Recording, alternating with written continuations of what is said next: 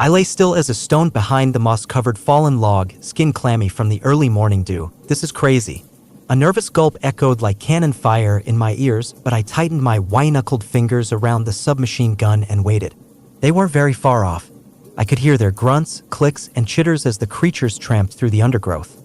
Shielded by the canopy of trees, the odd beings emerged from the various burrows they fashioned among the bushes, intent on finding something edible to shove down their fetid throats. I knew they hadn't noticed me yet. These ones never made noise while stalking something and only screamed like fiends after spotting their prey, which wouldn't be long now.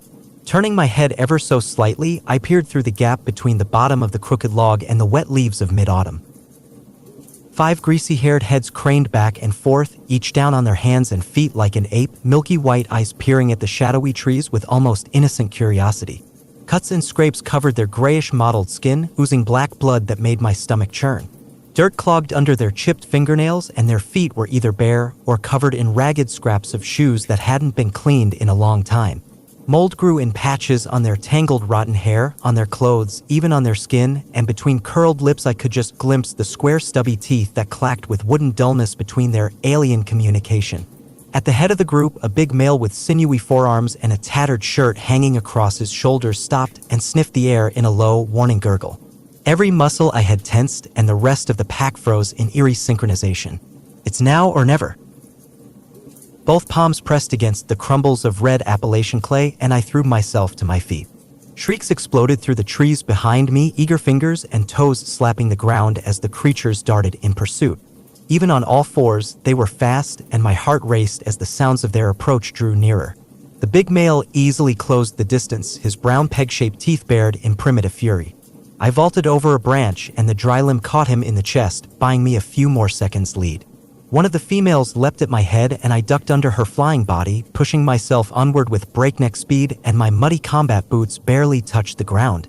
At my side, the hefty Type 9 submachine gun smacked against my hip in time with each step in annoying cadence. Branches tore at my face, thorns stuck through my cargo pants, and vines tangled around my ankles. Rays of weak sunlight filtered through the canopy on places, but with October almost half over, the leaves were turning various shades of orange, red, or gold. Soon there wouldn't be any, and the winter sun would be weaker still, the nights longer, the days shorter. When that happened, if they somehow survived the snow, these things would own the countryside. Something snagged my boot tip, and I stumbled, almost falling on my face in a slippery patch of leaves.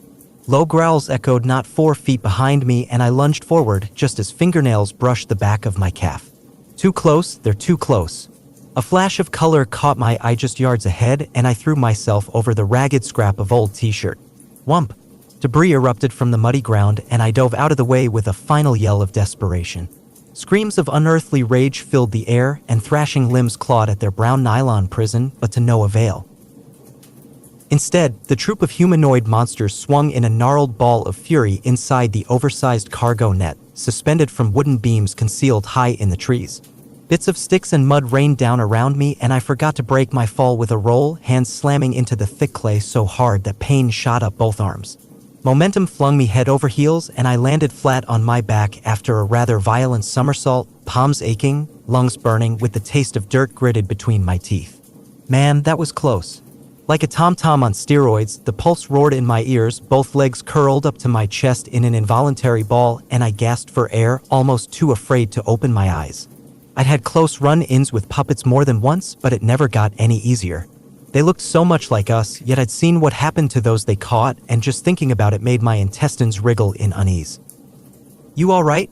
Boots thudded up to the side of my head, and I peeked out from between my fingers to see a familiar bleach-blonde head hovering over me.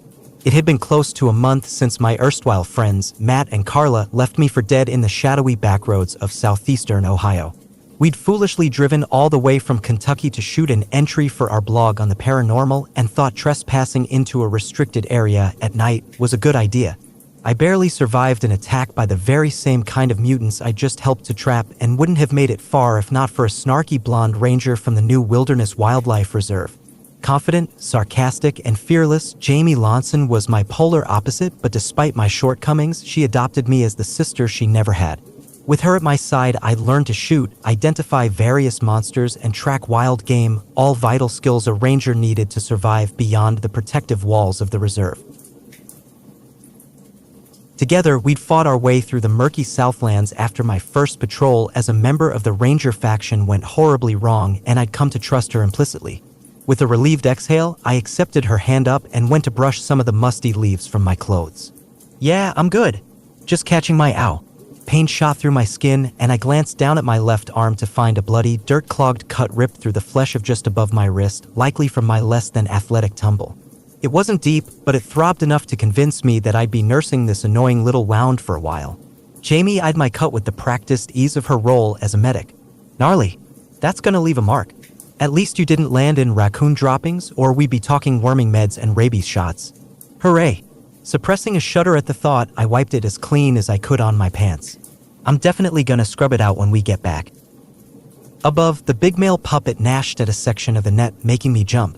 Their milk-white eyes peered down at my hand as if the freaks could smell the blood, their eerie faces stretched wide in unholy grins. They loved smiling like that, and I'd only ever seen them frown when cornered or in pain. Usually, they were even worse when you forced them to frown. "Sorry, bud." Jamie tossed her braid over one shoulder and called up to the male with a taunting smirk. "Hannah's off the menu. But maybe if you shower up real nice, she'll consider a wave." From the surrounding trees, camouflaged militiamen and black polo shirt-clad rangers emerged, all with various weapons in their hands. Somehow forgotten by the rest of the world, Barron County, Ohio had been plagued with unnatural beasts ever since a mysterious phenomenon known as the Breach appeared in February. Phone lines had failed, internet access was unreliable at best, and the regular power grid had slowly collapsed. Nightmarish mutants crawled from every orifice of the natural world, fashioned by some sadistic unseen force in wood, rot, and the scraps of human civilization. Some resembled machines, others animals, but the ones we had set out to hunt today were the closest the Breach had come to humanity. "Bravo team, pull security." A commanding voice cut through the wireless headsets we all wore, specially designed by our researcher department to withstand the Breach's effects. "Alpha team, get the loopholes and move in." From behind a knot-filled hickory, a silhouette stepped into the dim rays of afternoon sunlight. The black collar of his uniform polo stuck out from under a well-worn brown jacket, an army surplus bandolier strapped over his chest full of rifle magazines. Even in the shaded forest, the maple syrup-colored hair hung in short, mousy waves on his head, and the broad shoulders eased as he looked me over. "You okay, Hannah?" Chris shifted his M4 carbine into one hand and spotted the scarlet trails dripping from my torn skin. "She's fine." Jamie's petite face tinged red in self-awareness mere seconds after her curt words. She and Chris had a complicated history, and though she did her best, every once in a while some of the old emotions slipped through Jamie's tough facade. "Sorry, I've got disinfectant in the truck. Keep her from getting more dirt in it, will ya?" With that, she spun on her heel and darted off into the brush as the rest of the teams dispersed to process our catch. His dark eyebrows arched, and Chris flicked his gaze to mine, the two of us sharing a patient, knowing look. "She almost shot them all the moment they started chasing you." I thought about letting her. My face heated up at the way he grinned at me, the teasing affection in his voice, and butterflies fluttered in my chest. "Yeah, well, I won't be sorry when we come up with a better system. Those things creep me out." He stepped closer to take my hand and turned my arm over to examine the slash, running one thumb along it to sweep some of the filth away. "You sure that you're okay? If you keep that up, I will be." "I'm fine." Chris's touch made me shiver with warm tingles in my spine, and despite myself, I smiled. "Looking forward to dinner." His sky blue eyes lit up and the handsome face took on an adorable coat of scarlet. The only other survivor from our ill-fated patrol, Christopher Decker, was the one who pulled me out of the clutches of death when I'd first stumbled onto New Wilderness. Like Jamie, Chris was the kind of person I would never have dared to approach in the normal world, rugged and dashing, stoic in the face of danger, but with a soft side that made me melt whenever it shone through. I shouldn't have had a chance with him, but in spite of my atrocious flirting skills, Chris somehow noticed me and turned my life upside down in all the right ways. Calloused fingers slid into mine, and Chris squeezed my palm. "Me too. I've got it all arranged." The old guy who tends to the beehives owed me a favor, so we traded some beeswax candles at half price. I scored a red velvet tablecloth from the Loom Girls, and one of the mechanics let me marinate the sirloins in his mini fridge for a few cartridges. That's the first time any guy who wasn't my dad made dinner for me. Basking in that thought, I cocked my head to one side and threw him a playful smirk. "Steaks and candlelight, huh? You keep that up and people will say you're spoiling me." They already don't believe it when I say that we're just dancing to records and painting toy soldiers late into the night. It never hurts to spoil a lady. Chris made a modest shrug, though his eyes remained on mine with a fire in them that I couldn't look away from. Besides, they're just jealous I got to you first. Fair warning though, it might take a while for me to finish the reports to Sean, so fingers crossed everything turns out okay. Some of the usual confidence slipped, and Chris's forehead creased with a combination of exhaustion and stress that hurt to see. Our relationship was only a few weeks old, but Chris had suggested celebrating with a nice private dinner, or as private as we could get in the crowded fort. We didn't get much time to spend alone, and he'd planned the evening with the same care as if it had been a military attack. Something of a workaholic in his own right, Chris often labored through far too many hours with far too little sleep, and I felt like the worst girlfriend in the world for letting him shoulder the task of making our first meal. But no matter how much I tried to shoulder some of the load, Chris insisted he could handle it, so excited was he about giving me a proper date. Maybe I'll convince him to lie down for a while after dinner. Some cuddling would be nice, and if he falls asleep, so much the better. Then I can do the dishes before I leave as a surprise for him when he wakes up. I'm sure it will be delicious. I gripped his hand back and enjoyed the rush it gave me as if we were the only two people in the whole world. Maybe you could teach me how to make them? That way next time you could relax for a change. Leaves crinkled and one of our rangers poked his head out from a nearby bush. Hey boss, we're getting ready to load up. With a sigh, Chris reluctantly let our hands slide apart. I'll be right there. Turning to me, he nodded toward the rear of our positions where our armored trucks lay hidden by camouflage netting and woven mats of underbrush. Go find Jamie so she can clean your arm. While you're back there, do me a favor and get on the horn to let the base know we're coming in with a catch. Adam will want to get his people read in advance. Okay, you're definitely napping when we get back. No ifs, ands, or buts. I can be stubborn too. Emboldened by my secret plan to get him to rest, I gave in to the fluttering impulses inside my head and planted a quick peck on Chris's scruffy cheek. His expression flushed with sheepish delight, and I threw him a coy look over my shoulder, relishing how good it felt to be able to make him stare like that. I dared to put an extra swing in my step, knowing he was watching, and tossed my hair over one shoulder with a deft flick. For most of my adult life, I'd never felt anything close to sexy, but when he watched me, it gave me a strange confidence that I never had before. I felt as though I could take on the world. A hand grabbed my arm before I got 5 feet away, not rough, but firm enough to draw me back in, and in an instant his lips were on mine. Wow. Our first kiss had been a few weeks prior, and while it had taken some getting used to, I'd found that primal instinct made me a quick learner. Rose petal lips, the satin steel of his muscled arms holding me tight, and Chris's fingers woven into my hair coalesced into a storm of sensations that blasted any rational thought from my skull. When at last we parted, I had to blink at the dizziness behind my eyes and drew a slow, deep breath. See you later, Pragtich? Wearing his own ornery grin, Chris let me go and sauntered off into the trees. See you, I gasped, wearing a breathless smile. He had a way of saying those little sweet nothings in the language of his heritage, exotic words in Afrikaans that made me feel like some faraway fantasy queen. Chris's voice always dropped to a softer, lower octave when he spoke to me, and it set my limbs trembling with a biological high that grew stronger each moment we spent alone. I'd happily skip the steak for more of that. Shaking my head to clear the mental fog away, I shrugged the strap of my submachine gun higher on my shoulder and trudged to the pickup trucks. Unlike most regular civilian vehicles, these were fitted out with welded armor plates, machine guns, and spikes to keep freaks from crawling onto them, all necessary defenses in a new dark age. We covered each with camouflage nets and special mats woven from underbrush, both to keep mutants from spotting them and to avoid any possible detection from the air. Thankfully, the latter hadn't been much of a problem these days due to the electromagnetic radiation from the breach, but still, no one wanted to risk getting a missile dropped on their head. Unable to spot Jamie anywhere in the immediate vicinity, I figured she'd gone to help with the nets and went to get my first aid kit instead. I circled around the corner of the armored truck I'd been assigned to and shimmed under the thick camo netting to reach for the door handle. My eyes landed on the door and all the blood froze in my veins. Whoa. A thick black substance somewhere between paint, mud, and tar had been traced over the dusty pickup door to form a symbol. Outlines stood in clumsy swipes, small stick people on all fours in a circle as if bowing in reverence. Childlike depictions of trees and bushes surrounded them, along with a long set of parallel lines that were almost straight, like a road. Waving beams like heat, or light, or maybe some kind of energy, radiated down toward each bowing stick person, and in the center of the ring stood a single dark figure. Pulse racing, I leaned closer, and a sound like static hissed in my ears. My head spun as if I just ran a marathon with no water, and I was dimly aware that all the birds and bugs in the background had fallen silent. The figure in the middle towered over the others in the circle, nearly 5 times as big, with both arms stretched outwards at its sides in the model of some ancient deity.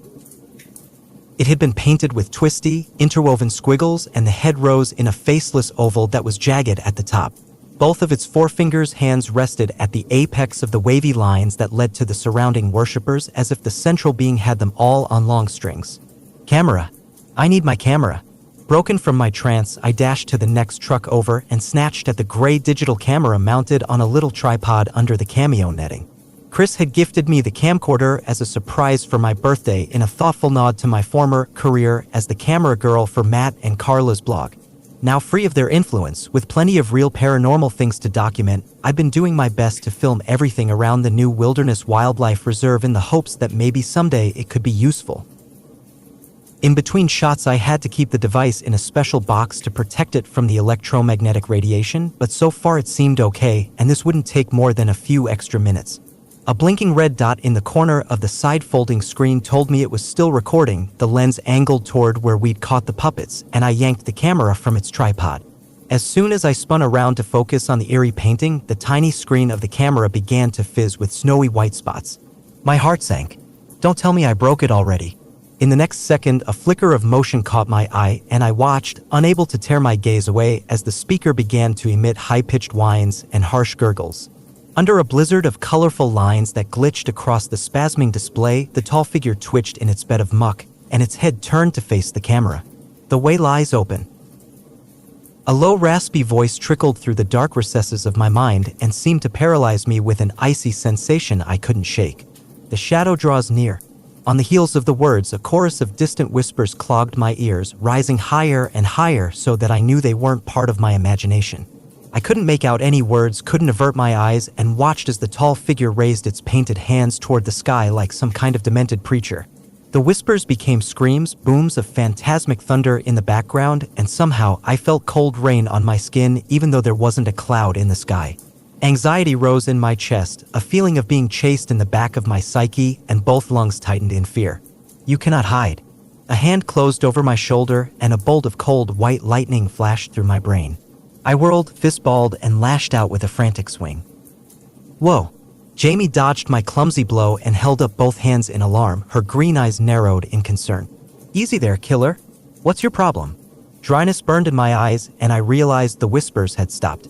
My camera no longer hummed with static in my hand, the screen crystal clear. On the door, the painted figure stood motionless, exactly how I'd found it, but clammy sweat lay on my skin to accompany a pounding heart. I am fine. I tried to stop my hands from shaking and stepped to one side so she could see. Look. Jamie's face went white and she slid a subconscious hand down to the Kalashnikov rifle at her side. What the? I know. I shuddered, still as cold as if I'd stepped into the icy rain from my hallucination. Someone must have painted this while we were waiting on the ambush. I wanted to get it on camera, for evidence. Have you ever seen anything like this? Her lower jaw worked, and Jamie flicked her eyes to the nearby trees.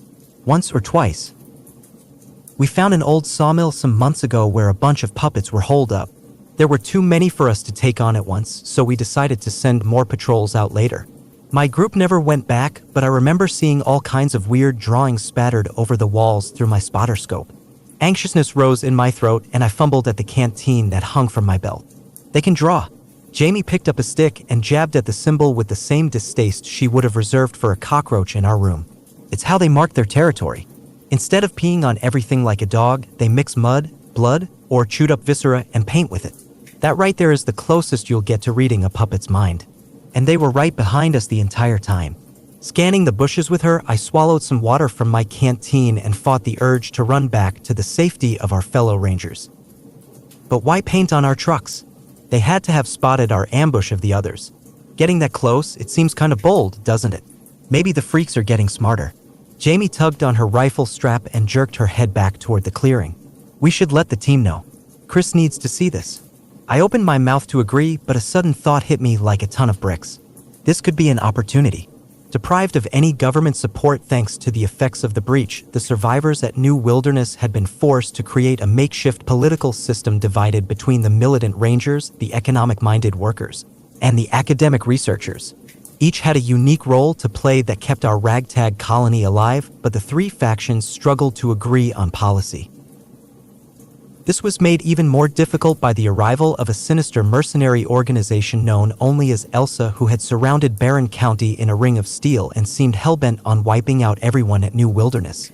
When Jamie, Chris, and I returned from the Southlands with a mysterious Elsa device called a beacon, it had caused a political firestorm within the walls and almost launched a coup d'etat. Chris was nominated to head of the Ranger faction as a replacement for the old leader, Rodney Carter, who died during the chaos. All this was well known by everyone in our fortress town and accepted as undeniable truth. But it wasn't. What they didn't know was that we had a spy in our ranks, feeding information back to Elsa, and Carter had been hot on their trail. He'd suspected Chris and was prepared to launch the coup to expose him, but Carter died before he could put his plan into action. In order to avoid more bloodshed, the faction leaders agreed to a comfortable lie to keep people insulated from the harsh truth, but even they didn't know the full story. For, with his last breath, the grizzled Carter had entrusted to me a dangerous secret, one I hadn't been able to get out of my head ever since that blood-soaked night. Trust no one, he'd said, and so far, I hadn't. Not Jamie, not Chris, not anyone. I have to try and find answers. I don't think we should say anything to Chris. I crossed my arms, mainly to keep my hands from shaking, and swiveled my head to check for anyone else within earshot. Cocking her blonde head to one side, Jamie raised an incredulous eyebrow at me. What? Why not? With a tight chest, I bit my lip in uncertainty, the cold metal of Rodney Carter's secret hanging by a fiber cord beneath my shirt. I hadn't let the strange little key out of my sight since the moment Carter pressed it into my hands, but I still didn't know what it was for. It had something to do with the spy, but the only way I could know for sure was to uncover the traitor myself. If he turned out to be innocent, Chris would never have to know that I suspected him and could even help me decipher the key's meaning. If not, Jamie stepped closer and searched my face with a worried expression. What's wrong? Why can't we tell him? Licking my chapped lips, I glanced to where the others busied themselves loading a nearby flatbed truck with the cage full of captured puppets. It's complicated, all right? Why? Did he do something? She rested both hands on her slender hips, a mixture of confusion and alarm on Jamie's face. Hannah, seriously, you're starting to worry me. I'll explain later. I winced at a knot forming in my guts and dug a thumbnail into my palm to distract myself. Just trust me on this, okay? We have to go to someone else first. Chris can't know until I say so. We both watched each other for a long half-minute, but at last Jamie let her shoulders slacken and dug a bandage out of her medic's bag. Fine. When we get back, I'll make up some medical excuse and we'll go to see Dr. O'Brien. If anyone would know more about this kind of thing, it's her. Not a bad idea. Can we rely on her? I held out my hand so she could pour hydrogen peroxide over my wound and watched the stinging white fizz bubble up around the blood as Jamie scrubbed it clean. Depends on what this is all about. Jamie kept her voice low and threw a concerned glance to where Chris stood. Either way, it's a risk we'll have to take. Chris will be busy with the after-action reports, so he won't even notice that we're gone. Still nervous, but feeling better with Jamie at my side, I helped her chip the ebony filth off the truck with a small folding shovel and tried to put a plan together in my mind. I hadn't woken up this morning with a plot to catch a spy, but Chris meant the world to me and I wanted to believe Carter had been wrong. At this point, I didn't know who I could trust, not if my secret meant Chris going to the firing squad for treason. If I wanted to keep him safe, I would have to lie to the first boy who kissed me, and that thought sent stabs of guilt through my chest.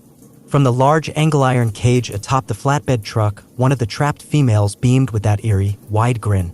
Her fish-white eyes pierced mine as if to say, I know what you saw, just before another ranger pulled a tarp over the metal bars.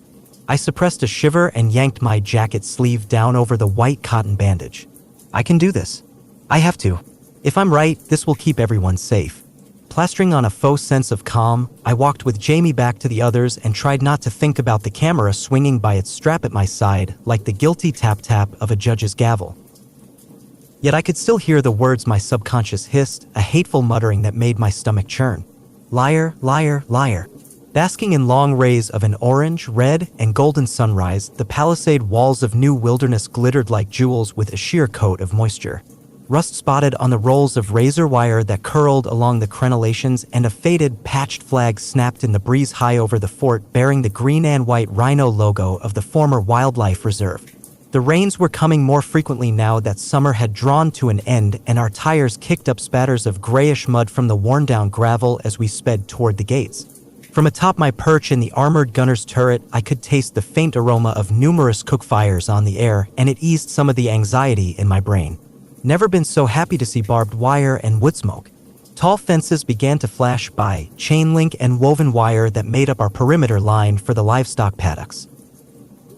Inside them, various herds of animals shuffled across vast stretches of rolling grassland, trailed by a few battered jeeps full of researchers.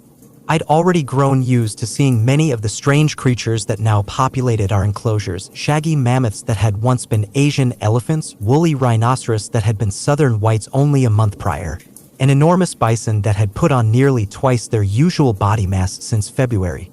Every animal had been affected by the breach in some way, or adapted, as our researchers like to call it. Some, like our cattle, sheep, and pigs, merely grew furrier, with sprouted tusks and horns that had to be trimmed down again, and bulked slightly in size. Others, like our exotics, seemed to backwards evolve into primal reproductions of their ancestors, as if tailor-made to survive this bizarre new world.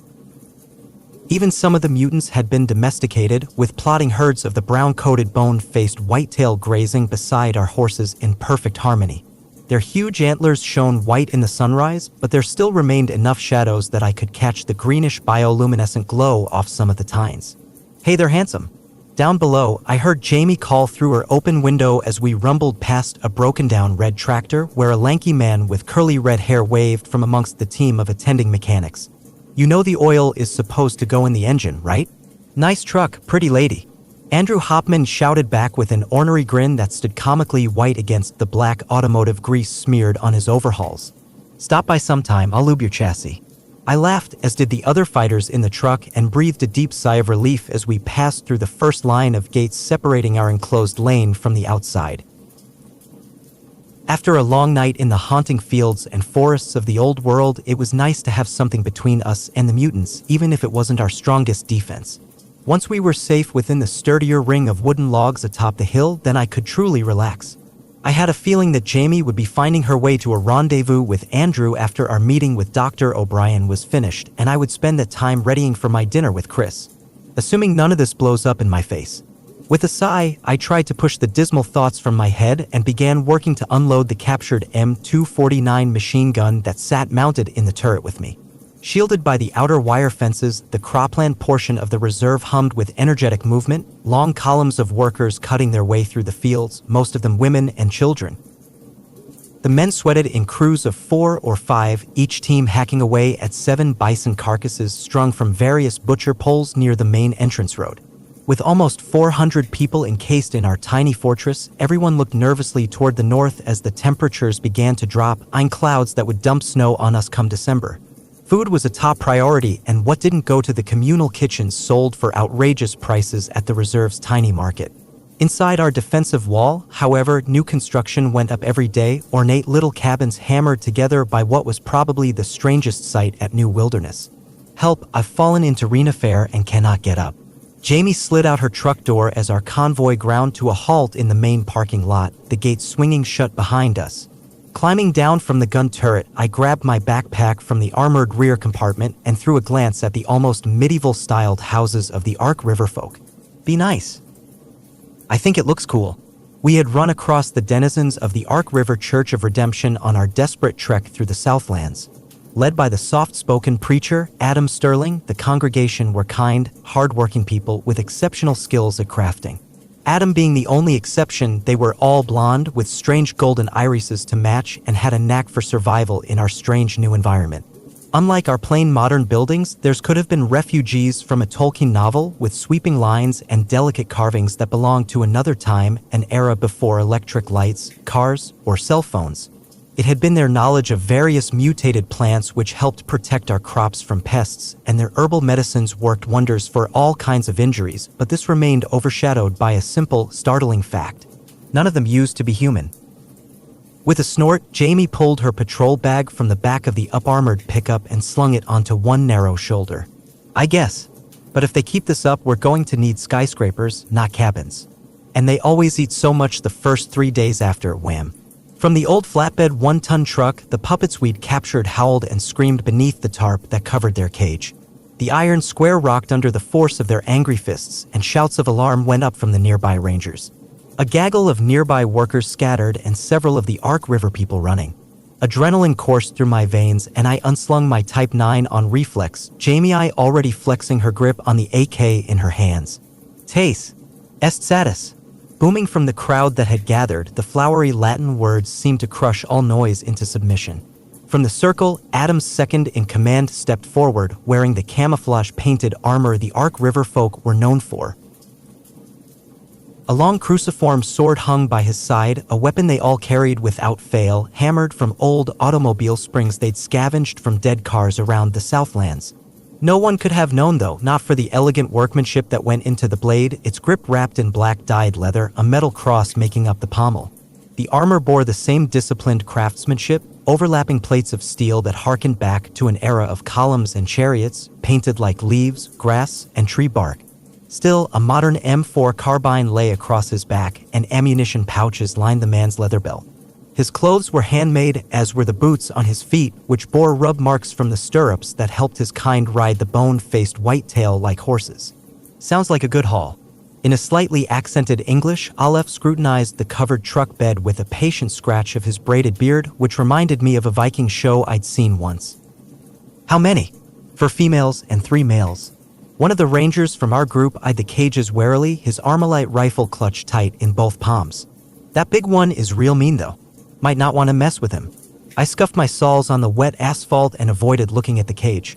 Despite their horrifying features, it still felt odd describing the creatures like this when they were a mirror flip away from being just like us. Considering what was about to be done to them, I wondered if the others didn't share that sentiment. When the mutations had first started, or at least, so I'd been told, all the monsters had appeared at night. Abnormal electrical storms preceded many of their appearances, and soon the beasts owned the night around New Wilderness.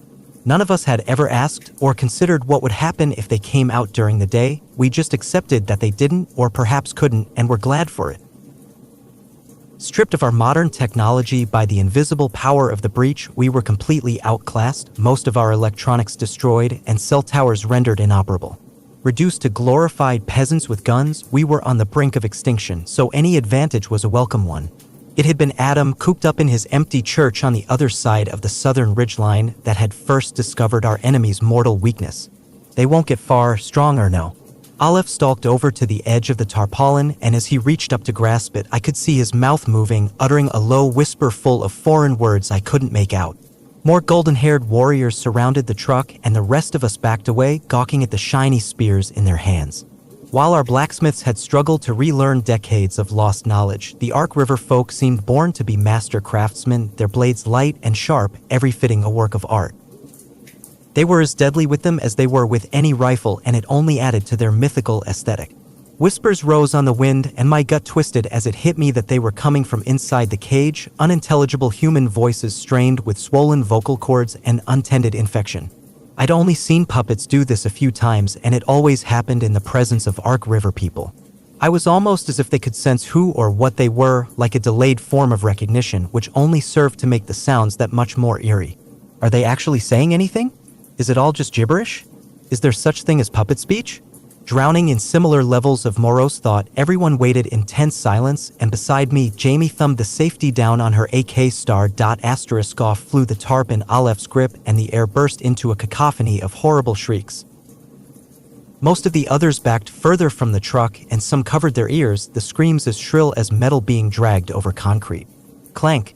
One of the warriors unlocked the cage door, and another hit the hydraulic switch on the dump bed to send the puppets tumbling to the ground. In a mass of filthy arms and legs, the monsters scattered, only to be met on all sides by the lowered spears of the Ark River guardsmen. Hemmed in, they began to twitch in seizure-like contortions as their gray skin tinged charcoal black.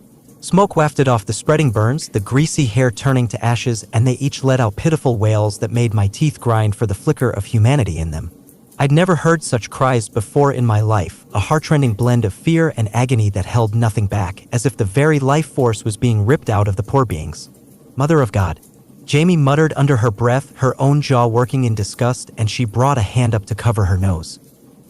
That reeks. It curdled on the wind, a stench of fried skin and boiled rot, sickly sweet, with a salty, sulfury accent. Like molasses, the scent clung to the back of my tongue, and I fought the urge to gag. Just imagine how that must feel. Crumpling to the ground, one of the females curled into a ball not yards away from where I stood and shook as if she were freezing to death, even while her skin crusted over like an obsidian shell. With her ragged clothes burned away, she was no bigger than me, and I felt a small twinge of pity at how her gray face swam with milky tears that evaporated as though they were on a hot skillet. A roar erupted from the pile, and the big male charged forward on two unsteady legs, upright in a semi-human gait that wobbled for how the sun attacked him. Panic rose in my throat, and Jamie's gun flashed to her shoulder. The rest of the warriors hefted their spears, ready to bring him down. Aleph didn't move even as the male came face to face with him, their eyes locked. Just before it reached him, the big male stiffened and slowed, his legs locked up, the burns creeping too far up his body to permit movement.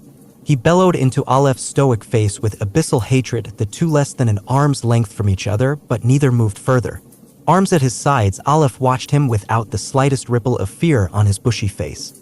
He never so much as reached for his sword, didn't flinch, his boots not moving 1 inch backward. Improba est ira tua, frater. Vade in pace. The words held no hint of animosity, and the instant Aleph spoke, the big male's gray skin charred black, and he went rigid. Each of the figures lay froze in various positions, now closer to ebony statues than nightmarish mutants. Warm rays of sunlight streamed down over the walls of New Wilderness, a gentle start for a mid-October day in southeastern Ohio. I could feel the damp chill in the air, and I tugged at the sleeves of my buckskin-colored jacket, aware that it wouldn't be enough in 2 months' time. How strange to feel cold while these things burned, to seek the sun while they hid from it. In patris arma committimus tii, sanguinis nostri sanguinis. Still facing the inanimate statue of his opponent, Aleph calmly spoke the words aloud in the same ritualistic prayer their kind always made over the bodies, and bowed his head for a brief moment. Lowering their spears, his companions joined with their own mutterings in Latin, a language they all spoke with the fluency of ancient Romans. One by one, they picked up the crusty statues and carried them off toward their section of the fort, where they would keep them until the evening. When that time came, the sooty black coverings would break, and from inside the macabre husk would crawl pale, trembling people with golden eyes, blonde hair, and cream-colored skin. It was a miracle seemingly reserved only for these people, as none of our attempts to convert puppets had been successful. Only Adam and his followers could redeem them from their lowly state through the painful fire of the sun. They will thank us. Aleph seemed to note my squeamishness and gestured to his former opponent, which was being carried off by 4 other warriors. They always do. I nodded, not wishing to be impolite, and watched as Aleph left with his kin for their sector of our camp. It might have been horrifying to watch, but I knew that once they awoke as humans, they would be far better off than before. Lots of other mutants hunted puppets in the wild, and though we had yet to find any dead from natural causes, we had yet to find any that looked healthy for their species. Besides, the more we converted to humans, the less we had to fight in the bush. Still, there was no getting used to that horrid smell. Well, that's ruined breakfast for me. Jamie switched her rifle back to safe with a heavy sigh as the rest of the crowd dispersed. Come on, let's get to O'Brien's office before we get roped into washing down the trucks. God only knows how they mucked up that cage on the way in. We ducked out of the crowd of onlookers that had formed and moved down the left side gravel lane between the corrals, barns, and pens of the wildlife reserve. Many of the paddocks inside the main wall were occupied by our domestic cows, sheep, pigs, or goats. Since we'd been forced to release all the carnivores that the reserve had on hand due to their adaptations from the breach, we had plenty of space to house the sturdy livestock. It hadn't come without its price, though. The predators had taken to the wild sections of Barren County like fish to water, and the former cheetahs, timber wolves, and Bengal tigers now had the fangs, claws, and fur of their prehistoric forerunners. Thus, our world had become that much more dangerous, and we couldn't leave our lesser adapted species out for too long or risk finding a pile of bones in their stead. Meat's gonna get short come winter. Jamie trudged alongside me and sized up the shaggy cows that munched on their grass on the other side of the enclosure fence. We're going to have to cut back on what we butcher if we're going to have enough breeding stock for next year. Bison herd can only take so many losses too. We've already got 100 more people than before, and at this rate, we'll go into December with 500 inside the gates. I chewed the inside of my cheek and thought about the sirloins Chris had bought for our date, wondering if this would be the last time we could enjoy such a luxury. "You think we can make it?" She shrugged, and I could see tired bags under Jamie's eyes. As the new combat training coordinator for non-ranger personnel, Jamie took her promotion very seriously, to the point that she ran herself just as ragged as Chris did. They were a lot alike in that aspect, stubborn and ambitious, a fact not lost on my inner musings over the unfortunate spy problem. I figure most of the Ark River folk will go back to their citadel in the south before the heavy snow set in, so we shouldn't starve. But even with trade caravans coming from their camp, it's still going to be lean around here. Jamie threw a glance over her shoulder, something that had become second nature to everyone in the tiny fort. People are going to get weird when that happens. And weird hungry people do desperate things. Keeping pace with her, I nudged my submachine gun behind my back and scratched at a fleck of dried mud on my cheek. Maybe Sean's offensive will work? I mean, the war could be over by December. In front of us, the clinic appeared from the maze of fences and gravel paths, a square 2-story building with white plaster walls, a green sheet metal roof, and glass double doors. Since it had been a conservation facility at one point, New Wilderness had spared no expense in the construction of its fur and fawn veterinary clinic. It had its own small radio repeater, an independent generator that ran off a gas well, and operating rooms that could rival some of the B-grade hospitals in the surrounding states. This had been a blessing in disguise for the little reserve. The same advanced equipment and training used to keep endangered animals alive proved useful in putting chewed-up humans back together once the mutants began to attack in full force. It had become the de facto headquarters for the researcher faction, and no doubt the lives of many had been saved by their scalpels. Jamie gave a rueful chuckle as we approached the shiny glass doors and scraped her muddy boots across a welded horseshoe that had been stuck into the yard for just such purposes. "Oh, to have faith like yours." They said the same thing about World War I when it first kicked off. "No, I don't think it'll be over by Christmas, and if it is, well, I doubt we'll live long enough to worry about what comes after." A hollow feeling sunk into my guts, and I paused by the double glass doors of the clinic to let her go ahead. Thunder rumbled somewhere in the distance, a deep, rippling boom that made my heart skip an anxious beat. Rainstorms weren't uncommon for Appalachia this time of year, but thunderstorms were supposed to get rarer as the snow came on. However, like many of the unseen forces that had shaped Barron County into its nightmarish condition, even the clouds here weren't what they seemed. Just from where I stood, I caught the flickers of lightning in the far-off strip of dark clouds, surreal flashes of green, yellow, and orange bolts that defied the laws of common weather. New Wilderness had barely lasted this long, and no one truly could predict what winter would look like under such an atmosphere. One thing was for certain: without modern supply chains to feed us, and with the days growing shorter, our war with Elsa could cost us everything we needed to survive. Sean wanted to launch a military offensive to push them out once and for all, but if it failed, we would be left completely exposed here. My mission to uncover the traitor couldn't be more important, and if I was honest, I didn't have much of a plan at all. Let's hope I come up with one before the spy figures out I'm hunting him. Stuffing both hands into my jacket pockets, I kept my head down against the chilly northern wind and dragged my muck-covered boots over the iron horseshoe. With most of the dirt shucked from my weathered footwear, I jogged after Jamie into the cozy interior of the medical center. Clean white walls and the strong scent of chlorine greeted me as Jamie and I stepped into the clinic. Researchers bustled back and forth in the standard white lab coats their faction was known for, footfalls echoing on the black and white tile floor. Some pushed into the laboratory through a set of doors on the right, others split up into examination rooms down the hall to the left, while the rest tended what few patients we had in the main ward in front of me. Most of the beds stood empty, their pearl-colored curtains drawn back, bathed in the glow of the morning sun from windows behind them. Here, the last shreds of our old world remained. Phone lines had been strung between separate offices on the 2 floors so the academics could talk to one another without leaving their work, and thus the sound of their ringing echoed in the pristine corridors. Machines hummed in electric idle, complicated squares of plastic and stainless steel used to monitor heart rates, bottle pure oxygen, or pump blood that would be irreplaceable if they ever left this building. I'd heard it said that the clinic was one of the few buildings in New Wilderness with an entirely metal subframe which had somehow kept the electromagnetic radiation at bay, preserving the machines. A tiny square window in the maintenance doorway at the back of the main ward flickered with the glow of a soldering iron as more technicians assembled primitive imitations of old-world tech from scraps. Shortwave radios, headsets, and even a few rare Geiger counters were fashioned here, along with other custom electronics that were more precious than gold. Most were made for official use, but any surplus items sold for extremely high prices at the market, making the researchers some of the wealthiest members of our little society. Hey guys! From behind the receptionist desk, Sandra Abernathy grinned back with pearly white teeth, her dark hair flowing down behind a neat turquoise headband. Didn't know we had rangers coming in today. What you looking for? Jamie leaned one elbow against the counter and tucked her left boot behind her right, causing a few crumbles of dirt to fall onto the gleaming floor tiles. Had some field stuff to discuss with O'Brien. Is she in? A few of the nearby researchers eyed Jamie's boots, which were still rather muddy despite her best efforts, and I caught their eye rolls of disgust. I'd grown used to being around the rather male-dominated rangers with their rough military attire, blunt mannerisms, and copious rude humor. The few girls who did join our ranks had to keep their hair short or tied back, our nails trimmed down, all traces of lipstick and perfume forbidden while on duty.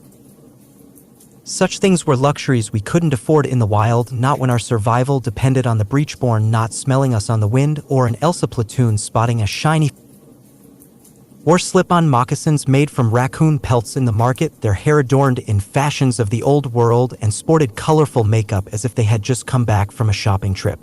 They rarely ventured into the vast unknowns of Barren County, and not since the first days when Elsa had thrown themselves at our walls did they do much in the way of fighting.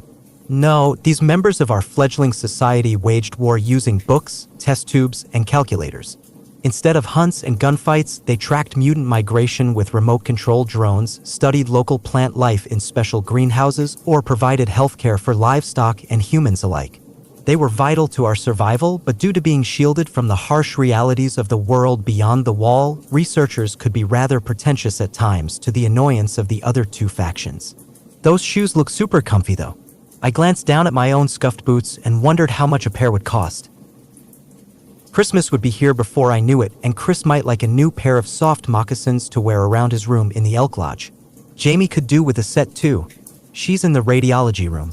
Sandra rose from her desk and beckoned us to follow her, white lab coat swishing against her purple button-down blouse and tan office slacks. You came at a good time. We've got an observation convoy scheduled just before lunch, and then there's the Ark River redemption ceremony sometime in the afternoon. It's going to get busy around here after that. She led Jamie and I down a narrow corridor on the left, and I tried to focus on the task at hand. My camera hung heavy on its strap, and I debated how much to tell Dr. O'Brien. After all, I could have been seeing things. But even so, this was less about what I'd seen and more about exposing the traitor. Learning more about the bizarre puppet art was just a happy bonus. Knock, knock, knock.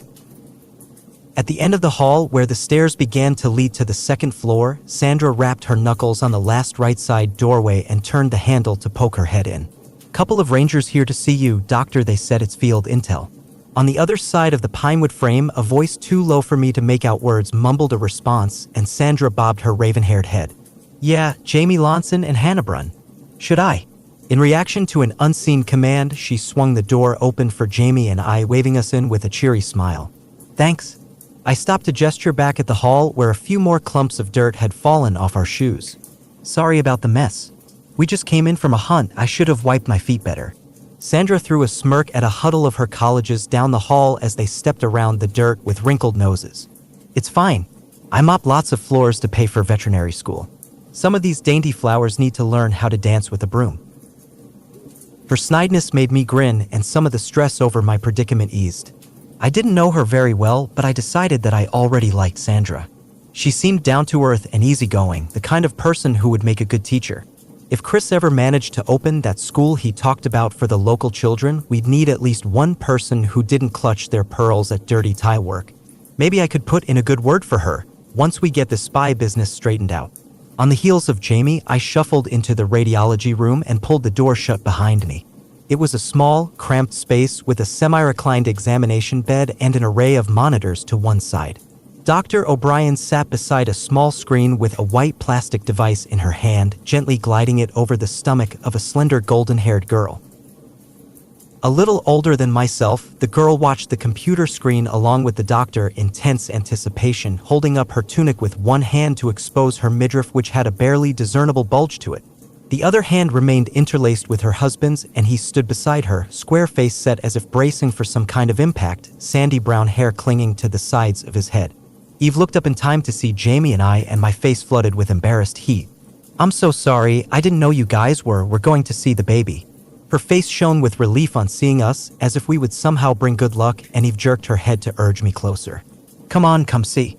Adam chuckled at his wife's energetic appeal, but I could see the same nervousness in his toffee-colored eyes as well, both of them wound up tight like a spring. We just got started. Thankfully, the good doctor seems to have done this before. Dr. O'Brien kept her gaze fixed on the monitor, the gray, black, and white lines a mystery to the rest of us in their meaning. "You'd be surprised how similar human anatomy is to several animals, Mr. Sterling. Ultrasounds for one aren't that much different from another. Just give me a moment and, there." Fading into view on the screen, a jumble of white lines on a grayish-black background solidified like ancient paint on a cave wall. To me, it all appeared a chaotic array of sand, but as I watched, a definitive shape appeared, lines emerging from the shadows to form a small dark circle with a curled silver object inside. Dr. O'Brien straightened up in triumph. "You see that half-moon-shaped thing there?" She pointed to the silver crescent on the screen, her plastic wand motionless over a spot on Eve's gel-covered belly. Eve swallowed and gave a rigid nod.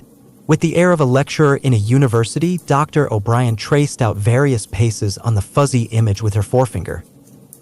"It's not clearly visible yet, but at 6 weeks, the face, nose, jaw, and throat have already begun to form. There's the little spinal column there, see? Its heart is already beating, though it has a way to go before it's fully developed. Right now it's the size of a lentil, but in another few months it'll be around the size of a pea pod.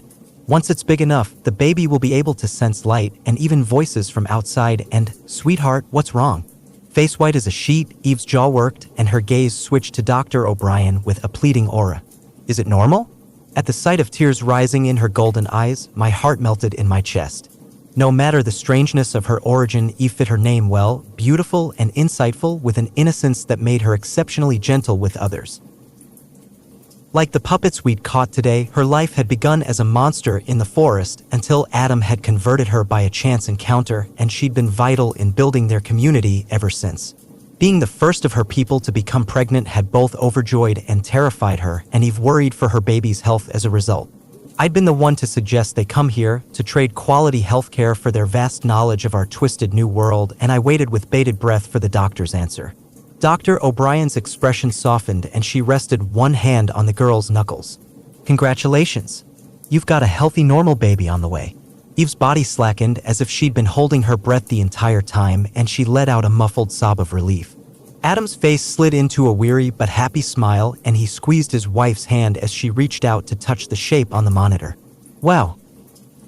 Eve studied the dot on the screen as if it were life on Mars, her face soaked in crystalline streams of joy. "Hey there, little one. Look at you." A muffled cough came from my left, and I turned to see Jamie wipe at the corner of her eye for a moment, feigning interest in the ceiling tiles.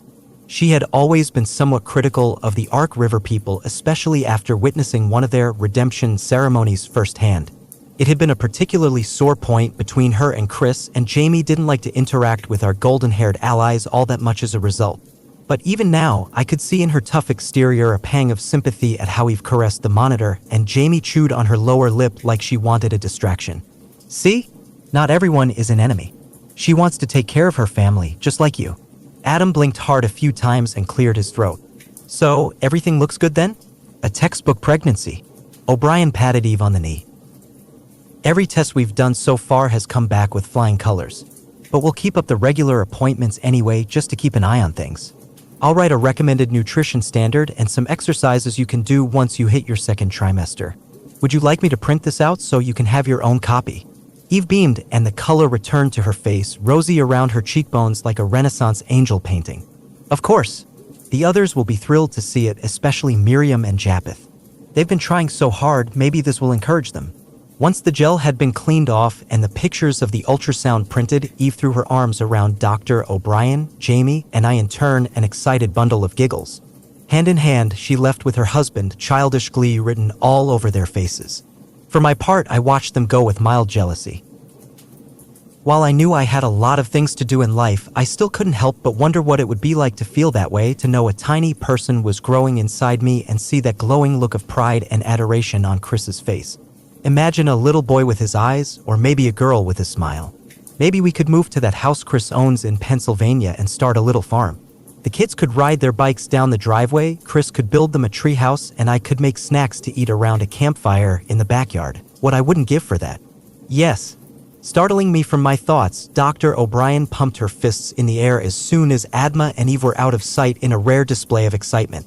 Big day, huh? With casual indifference, Jamie leafed through a medical book on a nearby countertop that lay open to a page about pregnancy care. Massive. Dr. O'Brien rushed to collected various papers from the desk near the radiology equipment, her enthusiasm unbounded. This is the most important work I've ever done, hands down.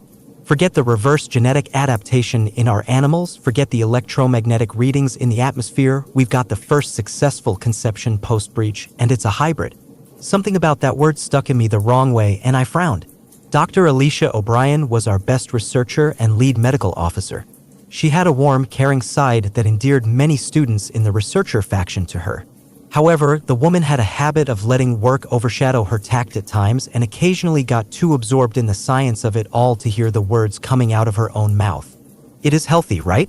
I crossed my arms and watched her scribble notes down on a chart with furious speed. Eve has done nothing but worry about the baby, and if something goes wrong. Dr. O'Brien waved a dismissive hand at me, still laser-focused on her jumbled notes. Why would I lie to a patient, Hannah? Besides, we have as much stock in that little one's survival as they do. Just the existence of these people is a miracle of science. I mean, new humans, new sequences of DNA completely foreign to our own? Think of the possibilities of that. They're already smarter than us, they can sense so many more things, and their learning capabilities are off the charts. If that baby is born and survives, we might be looking at a brand new genetic line that has never been seen on Earth before. As if we need more competition. Jamie regained her grim demeanor and craned her neck at the doorframe in suspicion. Think of it more like the alliance between Plymouth Rock and Squanto. Oblivious to Jamie's dire tone, O'Brien stuffed documents into a manila folder with glee. Cooperation with their tribe has been the single most important point of our studies here. Their knowledge of the herbs and mutants has given us so many scientific breakthroughs. Just this morning, we began a trial to see if the lantern rose nectar they use for medicine can reverse cancer cells in mice. Cancer. Can you imagine the impact if it works? A cure for cancer here, in Barron County, literally growing all around us. With enough lantern rose plants, we could provide a free source of life-saving healthcare for people all over the world, and it's entirely thanks to you, my dear.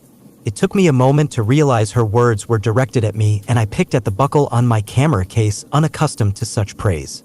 Technically, Chris and Jamie helped with the negotiations, and Adam and Eve deserve the credit for the medicine. I figure as long as the baby is okay, they'll be glad to help you with the research. They are the research, don't you see? Jumping up from her swivel chair, Dr. O'Brien strode back and forth, animated with the zeal of a detective on the verge of breaking a major case. If they can interbreed with other pre-breach humans, their genetics could make future generations more resilient to these kinds of phenomenon. We're talking about potentially longer lifespans, higher brain capacity, and the erasure of mental illness without any artificial modification whatsoever. It's a gift of evolution. My eyebrow went up, and before I knew what I was doing, I blurted out my thoughts. They would say it's a gift from God. Dr. O'Brien frowned and rolled her eyes with a huff. Their only flaw, unfortunately. How such advanced beings can believe in an undead Jewish carpenter is beyond me. But I suppose it could explain the myths of angels with golden hair appearing amongst ancient men to help them. Think about it, Hannah. How much of what we know today as myth was really people encountering breach-like activity without the scientific knowledge to understand it? What if all the world's religions are just misinterpretations of breach-made life forms? Maybe what we thought were gods, angels, demons, and spirits were really just mutants. Thousands of years of religious, cultural, and scientific dispute, and the keys to the truth are walking around inside our walls right now. So, you're not religious? Still too curious to keep myself in check, I stuck my hands into my pockets and remembered the chapel at Ark River with its almost otherworldly feel to it. Putting the pregnancy booklet down, Jamie snorted as if she already knew where this debate would go. If God exists, he has a lot to answer for. Dr. O'Brien curled her lip at the name but seemed to regain her civility and spoke to me in an almost whimsical tone. No, my dear, religion was invented for tyrants like Rodney Carter to use as a cudgel to keep others in line. At its core, their faith refuses to accept that mankind could be improved, perhaps even perfected, given the proper collective guidance.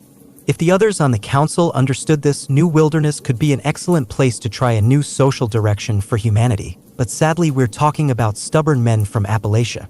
Funny how perfecting humanity always requires us blue-collar people to shut up and get in line. Jamie quipped with a smirk, but an icy layer to her voice signaled that her patience had worn thin. A college degree doesn't give you the right to rule the world, you know. And a gun doesn't give you the right either. Turning her nose up at Jamie, O'Brien faced me instead and did her best to disengage from the previous argument. Anyway, I doubt you two came here to listen to me rattle on about the world. Sandra said you had some field intelligence to share, correct? My hand brushed at the camera that swung by my side, but I thought better of it. Dr. O'Brien had just finished telling me she didn't believe in anything spiritual. I myself still wasn't sure where I stood. In my brief visit to Ark River, I talked with Adam about the existence of God and had wondered curiously if such a deity really was out there somewhere. Yet Dr. O'Brien seemed so sure of her view as well, and I wasn't smart enough to debate with her, nor did I want to. After all, what if there wasn't anything or anyone else out there? What if I had just been seeing things? Maybe the breach just messed with my screen? I could be making a big deal out of nothing, wasting Dr. O'Brien's valuable time with yet another fairy tale that would have fit in with countless others in our species' long history. I didn't want to look stupid. Then again, this could be too important to keep quiet about, and there was still the matter of clearing Chris's name. Worst she can do is laugh at me. We found something. I tapped on my camera case and lowered my voice. Something sensitive. Her eyebrows arched in interest, and Dr. O'Brien's mouth curled upward at the edges. How so? Defense secrets. Jamie gave up her efforts to feud as well and cast O'Brien an imploring glance. Do you have somewhere more private we could talk? The walls here are too thin for this kind of thing. Defense secrets. A word that had become common for those of us in the know, a security measure put in place by Sean Hammond, ex-sheriff's deputy and commander of the entire reserve. He'd been the one to author our laws, create our political system, and keep the factions from fighting with tactics like defense secrets. It was a word that could justify locked doors, unanswered questions, unexplained changes of work schedules, and unlisted convoys going in and out of the gates at odd hours. It was a magical term that both awed and frightened everyone who heard it, as we knew it was all preamble to something bigger, something important, something dangerous. And I was among the few who knew exactly what it meant. Dr. O'Brien's mouth thinned into a hard, knowing line, and she plucked her sheaf of papers from the desk with a precise nod. Follow me. Back through the busy corridor and crowded main room we went, with Dr. O'Brien directing her subordinates to various tasks along the way. More than a few cast curious looks our way, as face-to-face time with any faction leader meant official business. Out near the foyer, we came to a plain metal door on the right side of the room, tucked almost obscurely behind a tall potted plant. Dr. O'Brien produced a ring of keys from her white lab coat pocket and unlocked it with a flick of her wrist. She ushered us through as soon as the heavy door swung slightly ajar, and I squeezed into the dark expanse, cold air blasting down on my head from above. Jamie stumbled in behind me, and Dr. O'Brien's moccasins scuffed over the floor as she yanked the door shut. Blind in the pitch dark, I backed away from the doorframe so the others could have room, and my elbow hit something hard and smooth. A rustle came from behind, the sound of cloth falling erupted in my ear, and dim bluish light filled the room as I whirled in surprise. Milky white eyes stared back, surrounded by a waterfall of greasy black hair. Gray skin lay covered in ebony cuts, and the teeth were square like wooden pegs. Standing upright like a normal human would, it was so close that I could see myself reflected in its hazy eyeballs. On its face lay the same eerie grin as always, and my heart dropped into my guts. How did that get in here? Somehow, one of the puppets had broken loose, and without the daylight to rescue us, there was nothing we could do but scream. Holy mother of, for God's sake, Doc, why do you have that? Jamie clasped a hand to her chest as if to still a racing heart and shook her head at the figure in front of us. A cascade of fluorescent lights hummed to life from above, and I blinked at the large circular tank in front of me. Inside, the puppet hung from black nylon straps under its arms, suspended in a light blue fluid that seemed to act as a preservative, the black moldy hair as greasy as the day it had crawled out of the forest. Clear tubes ran into its slightly parted mouth, among more that led to other places on its nude body. I remembered that I'd seen this before on my first night at the reserve when O'Brien had left the metal door open as she went to check on me. I'd been too startled by my circumstances to question it at the time, but now it started to make sense. Scientific progress sometimes relies on discretion. Dr. O'Brien strode deeper into the hidden room and sat down behind a lone computer. I can't study these creatures without something to put under the microscope. With how backward the others can be about such things, I knew keeping fresh specimens wouldn't go over well. Sean would throw a fit if he knew, but it's perfectly safe. The room seemed to be some kind of converted storage area, longer than it was wide, with all sorts of tables and cabinets crammed together, each full of lab equipment. A well-worn swivel chair sat behind the chipped desk at which Dr. O'Brien worked, and an array of tools filled a rack on the wall beside her, everything from medical instruments to radio components. Multiple unfinished projects lay in various stages of completion: a disassembled green army surplus radio in one corner, a shallow round dish full of some oily roots in another, with the puppet in its tank being the most profound of them all. Jamie inched closer to tap on the glass like it was a fish tank at the aquarium and roamed the motionless puppet's physique with a curious eye. Is he still alive? Yes and no. Dr. O'Brien navigated an array of folders on her computer desktop to pull up a specific Word document, though I couldn't make out the title from where I stood. What you're seeing is a type of synthetic amniotic fluid that I helped pioneer in my university days. We breathe fluid like it in the womb as infants until our lungs develop properly. With it and a helping hand from an oxygen ventilator, I can keep the specimen in sedation without causing further decay of vital tissue. I shivered, the air conditioner over the doorway blasting a rather icy gust down the back of my neck. So, it is alive. The body is. Unfortunately, almost all the neurological activity ceased after prolonged submersion. If the creature's consciousness is still in there, it's buried so deep that I doubt he'll ever resurface. Still, it makes taking samples easier. Turning in her chair, Dr. O'Brien looked to me with her spidery fingers poised over the keyboard, a blank section of the document waiting on her screen. So now it comes to it. All right, stay calm. Let's start with the easy truth and see where to go after that. I opened my camera case and unfolded the little screen at the side. Just after our hunt this morning, I found this on one of our trucks. It was less than 50 yards from our positions. Jamie and I thought it best not to tell anyone else, since this is more of your kind of work. Handing her the camera, I pushed the play button and let the video crackle to life. Dr. O'Brien held the device with careful hands, Jamie and I peeking over her shoulder with anticipation. I watched myself stumble back to the door with panted breaths, saw the lens focus in on the crude black symbol, but when the part came where the strange tall figure should have turned its head, the screen glitched just like it had at the sight, and the painting didn't move. Instead, the video ended with me spinning around as Jamie came up behind me and my thumb accidentally hit the end button. No. I gasped in bewilderment. Dr. O'Brien blinked at me, puzzled. Sorry. My face burned, but I jabbed an accusatory finger at the camera. I saw it move. I swear, the stick thing in the middle moved. She flicked a sideways glance at Jamie, and Dr. O'Brien's voice took on a skeptical tone. Did you see it move? At that, Jamie folded her arms and dug the toe of her boot into the solitary mat on the concrete floor. Well, no. But this wouldn't be the first time Hannah's seen weird stuff. I mean, back on the lake Jamie caught herself, but it was too late. She what? As if she could smell our secret, Dr. O'Brien cocked her head to one side, a curious gleam in the depths of her corneas. With an apologetic sigh, Jamie leaned against a nearby table laden with various laboratory equipment and gestured to me. You want to say it, or me? My intestines knotted together, and I winced. Now she's really going to think I'm nuts. Our adventure in the Southlands had brought us across the path of a group of orphan children that had fashioned a life for themselves as pirates aboard an old sailing ship. We'd been their prisoners for a short time, and during that interlude I'd encountered a creature of massive size that swam beneath the waters of Maple Lake, which had led me to a terrifying discovery. Some of the Breachborn could speak through unknown psychic channels, and I could hear them. It had only been through extreme luck and the surprise arrival of a mysterious stranger that had kept me alive in the events that followed. I hadn't told the other officials, only Chris and Jamie knowing the extent of my ability, since I still didn't understand it myself. At last, I might finally get some answers, but at what cost? If I hadn't wanted Dr. O'Brien to think I was stupid over religion, I certainly didn't want her to think I was insane or flighty over a grainy video. Focus on the big picture, Hannah. Chris's life might be at stake. I can't leave any stone unturned. I scratched at the back of my head and took a deep breath to steady myself. You remember how you told me once that Psy-Organics are the most dangerous mutants there are? Dr. O'Brien nodded.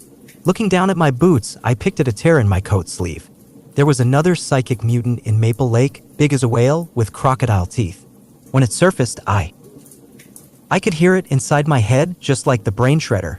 The pirates were freaked out. I guess everyone else that looked the Leviathan in the eye died. I never said anything because I didn't want you to think I was crazy, but I heard more voices when I filmed that painting on the door. It spoke to me in the exact same way.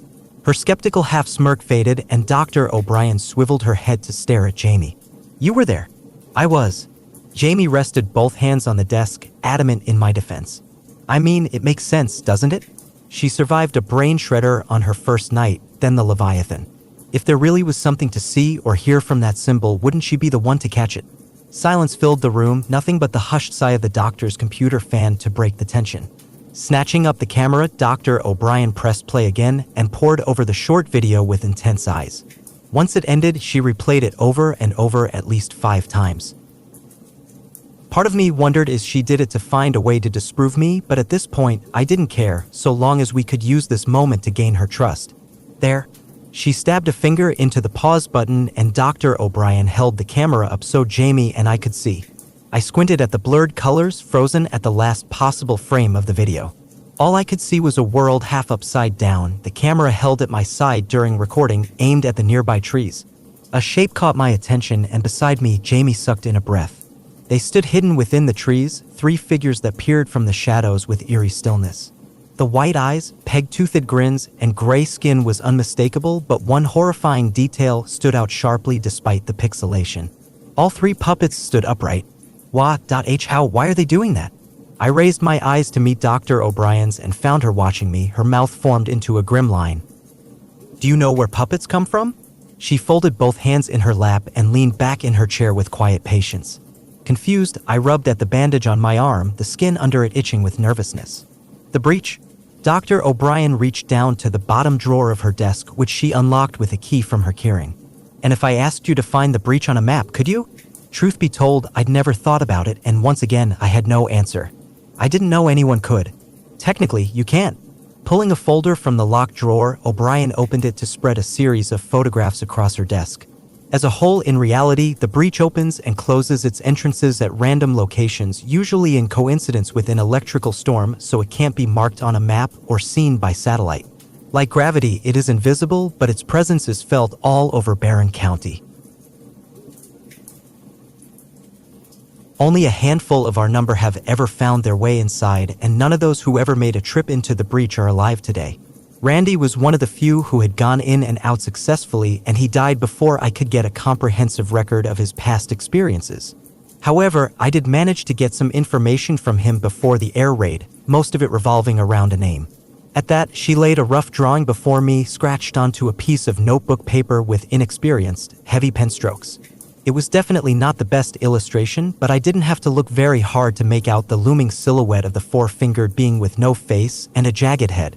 Written underneath it in scratchy printed letters were 2 words: Towerpin Road. My entire body flushed cold, and instantly I was back inside that beat-up gray car again, with Matt teasing Carla about cops and the rain pattering on our windows as we drove into the night. I remembered that sign, rusted green and white on a bent metal pole in the weeds, barely illuminated in the glow of Matt's headlights. I remembered the narrow strip of gravel, straight and flat as could be, stretching on and on into the abyssal night. But most of all, I remembered the figure, that slender human-sized shadow that had stepped out to watch us drive on, how it stood there in the rain like a statue. I looked up to find them both staring at me, and I realized I'd started to shake. There's a reason it wasn't on Google Maps. I saw it. It came out as a whisper, my throat tight with recognition of what we'd narrowly avoided that fateful night. I saw the sign the night I first came here. It wasn't on our route, so we didn't take it, but I saw the road. Jamie's face paled, and Dr. O'Brien went stiff with shock, as though I'd admitted to murder. No way that was by accident. Jamie raised an unsteady finger to point at the image and took a small step back as if the picture would reach out to grab her. It knew. The breach knew you were there. Maybe it could sense that you were different, that you were, I don't know, sensitive to this kind of stuff? Like a clairvoyant for mutants. It would explain why the brain shredder couldn't completely paralyze you.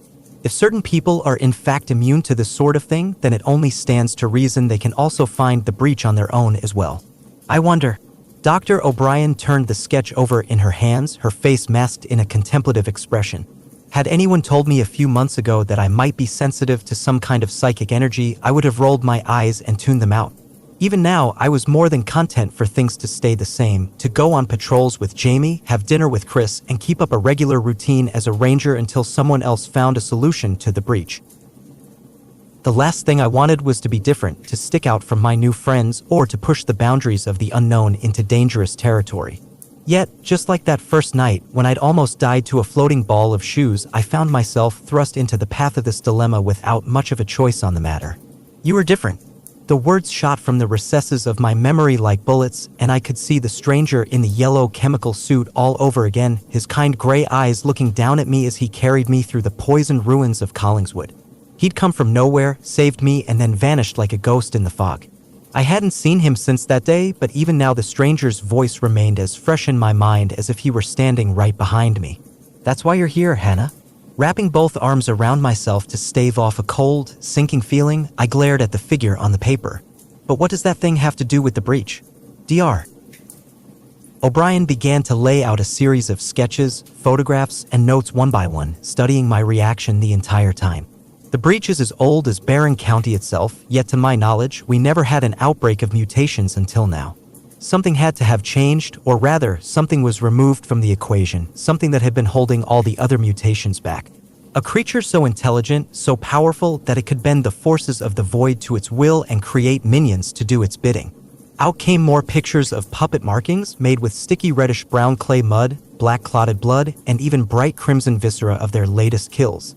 They had been smeared on abandoned houses, smashed vehicles, or large rocks where burrows had been dug underneath by the foul creature's hands. Handprints were a common theme, but there were squiggles that were too orderly to not be some kind of indiscernible script, and crude drawings of animals that I recognized: towering echo spiders, slinking birch crawlers, and bone-faced whitetail. However, in almost every case, there appeared the same symbol nestled amongst the others: little people surrounding a tall figure, with trees everywhere and a long set of lines, like a road, under their feet. They were made to look like anyone: loved ones, strangers, passers-by, so perfect, so lifelike, that they could trick normal humans into believing they were real, thus luring them into the breach. Dr. O'Brien dropped more pictures onto the growing pile, her eyes never leaving my face. Bound to the apex being, these lowly copies would have been psychically intertwined with their maker, perhaps even sharing a collective consciousness. There's a reason they look so much like us, Hannah. There's a reason we call them puppets. At one time someone, or something, controlled them all. Whispers rippled through my brain, a chorus of hushed voices in the recesses of my mind, and I stared at the last hand-drawn sketch, a more intricate design that displayed an enormous being twice as tall as the trees. It bore a vague resemblance to a human, but with rounded tree trunk legs, for fingers on each arm, and gray skin patterned like tree bark. Its head rose like an old stump, ringed with that same crown of twigs, and its face was a mass of interwoven branches and roots. Whoever had drawn it had done so with feverish strokes, and I noted a few places on the paper that were wrinkled as if they'd gotten wet, almost like the residue of saltwater droplets. At the bottom of the page, an inscription had been etched in neat but shaky handwriting. It killed Mark. What the hell is that thing? I gasped, unable to tear my eyes away from the paper, as if someone had put a magnet into my head and reeled me in like a fish on a line. That, my dear, is an oak walker. Dr. O'Brien picked up the paper to look at it herself, which broke me free of its intoxicating pull. It was the largest, deadliest, most intelligent creation of the breach. Earliest accounts from our old security logs indicate the puppets worshipped it as a god. All sightings that I'm aware of only referenced one of these species, and unfortunately, everyone who has ever seen it is dead or missing.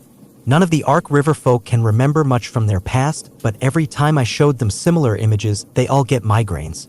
Whether it vanished or died, it is reasonable to conclude that the Oak Walker was the last of its kind, and now that it's gone, we're stuck dealing with the environmental chaos of its absence.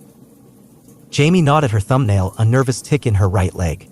And now the freaks are getting smarter. I mean, why else would they target us without attacking? Maybe somehow they're starting to remember. Or something is helping them remember. Dr. O'Brien mused, running a finger over one of the depictions of the Oak Walker, deep in thought. Without their master, the puppets seemed to have fallen into disrepair, their minds and bodies rotting like dolls left out in the rain.